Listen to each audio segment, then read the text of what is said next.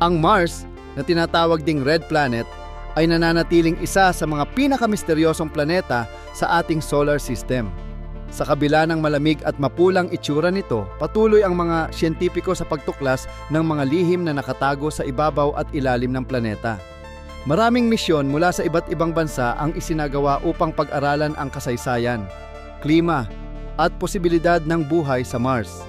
Sa bawat bagong tuklas, mas lumalawak ang ating kaalaman tungkol sa pinagmulan at ebolusyon ng planeta, na nagiging inspirasyon para sa mga susunod pang henerasyon ng mga mananaliksik. Isa sa mga kamakailang natuklasan ay ang malalaking lawa sa ilalim ng yelo ng Mars. Ang pagkatuklas na ito ay nagbigay ng malaking pag-asa sa larangan ng agham dahil maaaring nagkaroon ng mga mikrobyo o simpleng organismo sa nakaraan ng planeta. Sa tulong ng makabagong teknolohiya ng European Space Agency, natukoy ang mga lawa sa ilalim ng yelo. Patuloy ang pagsusuri sa kanilang komposisyon upang matuklasan kung anong mga kemikal at mineral ang naroroon na maaaring magbigay linaw sa kasaysayan ng tubig at posibleng buhay sa Mars. Bukod sa mga lawa, napansin din ng mga siyentipiko ang pagtaas ng methane sa atmosfera ng Mars. Ang methane ay isang kemikal na madalas nakaugnay ng buhay dito sa Earth, kaya't ang presensya nito sa Mars ay nagdudulot ng malaking kuryosidad. Maaaring ito ay senyales ng aktibidad ng mikrobyo o resulta ng mga geolohikal na proseso. Patuloy ang pananaliksik upang matukoy ang pinagmulan ng methane at kung ano ang maaaring ipahiwatig nito tungkol sa kasalukuyang kalagayan ng planeta.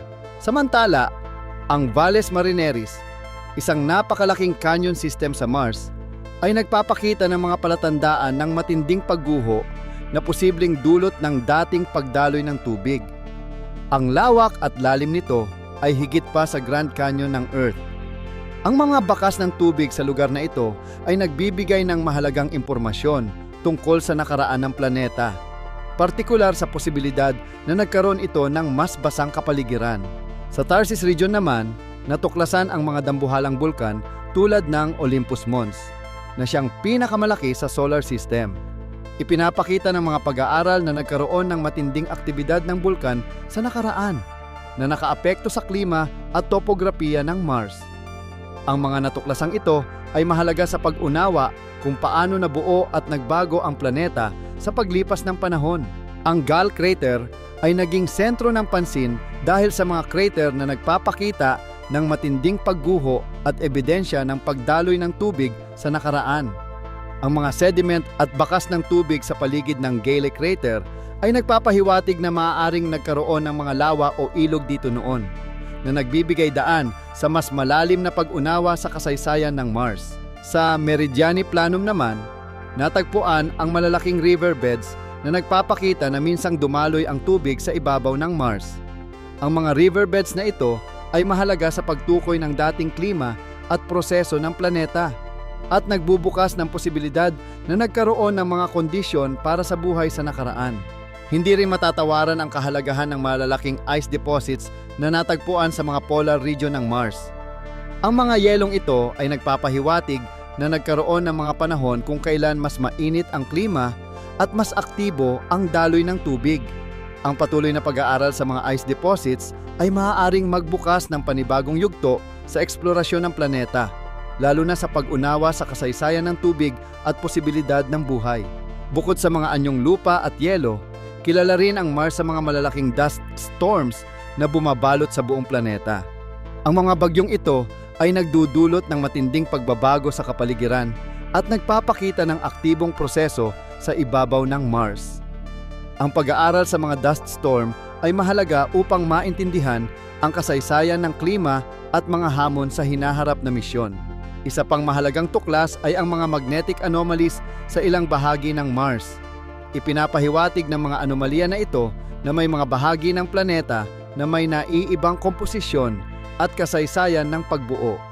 Sa pamamagitan ng pagsusuri sa mga magnetic anomalies, natutuklasan ng mga siyentipiko ang mga posibleng dahilan ng pagbabago sa istruktura ng Mars sa paglipas ng panahon. Ang pagkakatuklas ng malalaking water ice deposits sa iba't ibang bahagi ng Mars ay nagbigay ng bagong pag-asa sa mga siyentipiko. Ang mga deposito ng yelo ay ebidensya ng mas malamig at basang kapaligiran noon, at mahalaga ito sa paghahanap ng posibleng buhay at sa mga plano para sa hinaharap na misyon ng tao sa Mars. Ang tubig ay susi sa pag-unawa sa nakaraan, kasalukuyan at hinaharap ng planeta. Sa kabila ng mga pagsubok, patuloy ang mga siyentipiko sa pagtuklas ng mga bagong kaalaman tungkol sa Mars. Ang bawat natuklasan, mula sa mga lawa, methane, canyon, bulkan, hanggang sa mga yelo at dust storm, ay nagpapalalim sa ating pag-unawa sa kasaysayan ng Red Planet. Sa tulong ng makabagong teknolohiya, mas lumalawak ang ating pananaw tungkol sa pulang planeta, na mahalaga hindi lamang sa agham kundi pati na rin sa kinabukasan ng sangkatauhan sa kalawakan.